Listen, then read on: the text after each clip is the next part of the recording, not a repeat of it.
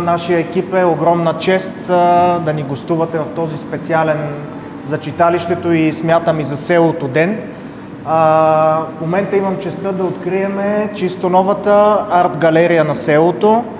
Благодарение на госпожа Таня Николова и любезния и съпруг и благодарение на фондация Емили успяхме да реализираме този проект, който се характеризира именно в това да се постави тази професионална система за окачване на картини, което нещо ни представлява една огромна крачка, смятам, за читалището и за селото, тъй като изключително малко са местата в община Перник, бих казал и в областта, където може да се представят картини по най-добрия начин, защото не всяко място, в което се поставят картини, е галерия. Именно това прави пространството галерия и се радвам, че го откриваме днес с тези прекрасни картини в този интересен стил. Благодаря ви още веднъж и ще се радвам за в бъдеще да се виждаме все по-често на подобни събития, свързани с изобразителното изкуство, с музиката и така нататък. Благодаря още веднъж и хубава вечер ви желая. Благодаря, Танче, още веднъж за всичко. Добър вечер и от мен. Дали ще се? Аз имам. Имаш. Да. Сега искам да кажа няколко думи за изложбата. Тези картини, които виждате, с един цикъл рисунки, които Моника Попова, един от най-изявените наши съвременни артисти, направи в Париж. За 20 дни са нарисувани. Двете работехме, те са създадени като илюстрации, но не са илюстрации. Сега аз при представянето на книгата говорих за нея, няма да отекчавам пак публиката да се спирам на това, но поканих Моника Попова да работим заедно по този проект, именно защото това е Моника Попова. Бях видяла нейна изложба, не я познавах, бях видяла нейна изложба с керамика, в която беше вплела ковьорчета, миленца такива на една ръка. Това ми се стори много близко до тези гротески, които бях написала преди 10 години и реших, че точно тя е човека, защото работи по същия начин с деформацията, по който аз работя с текста и имах късмета тогава да бъде тя свободна на тази резиденция в Париж и да може да рисува. Но не очаква в никакъв случай, че тя ще работи с такова бясно темпо.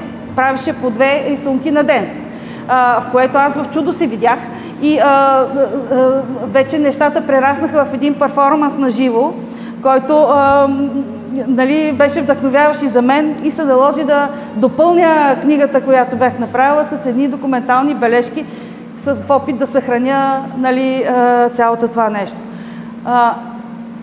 Моника, разбира се, ме изненада. Тя не използва нещата, които аз си мислех, че ще използва като готови свои работи, които можеше да направиме просто. Тя направи 35 рисунки, не успяхме да изложим всичките, има още няколко, които са тук.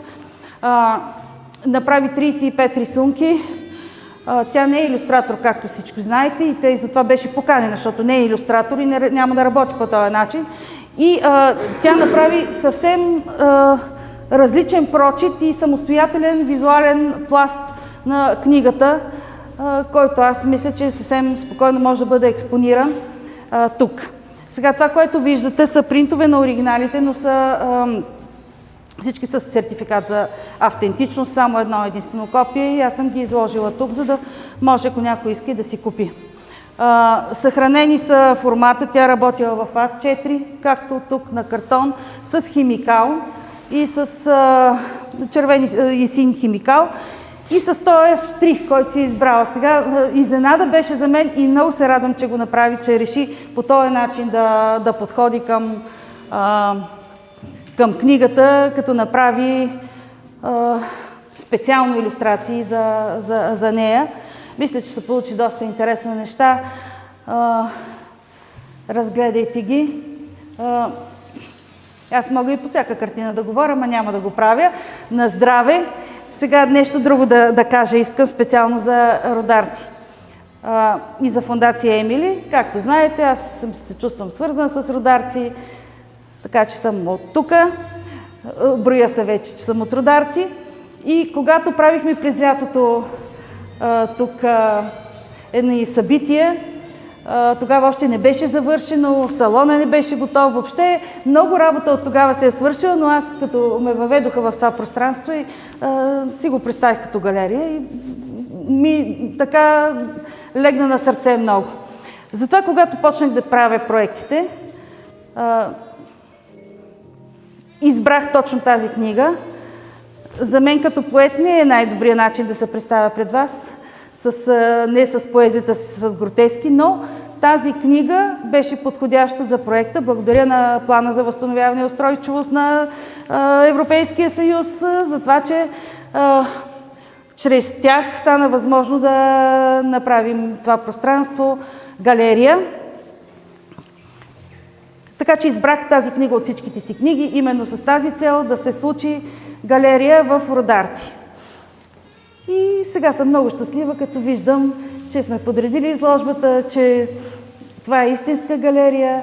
Още много работа има, разбира се, по нея. Да се надяваме, че ще гостуват изявени артисти тук, че ще виждаме все по-хубави неща, че ще започне да се оживява това място с най-различни други събития. Ами, кмета да каже няколко думи, защото той ми подаде ръка и благодарение на него се запознахме, благодарение на Моника, на тези неща, които правихме. Сега радвам се, че присъстваме на първата изложба, която се осъществява в това пространство. Много е приятно за селото, че вече има място за изява на творци от селото, гостуващи.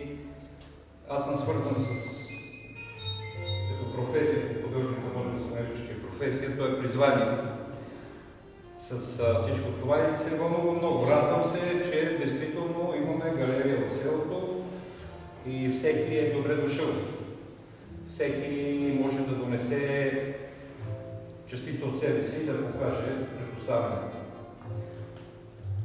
Идеята е, разбира се, да се развие пространството, да се донесат така наречените купчета, да има изложба за малка пластика, да има нови арт,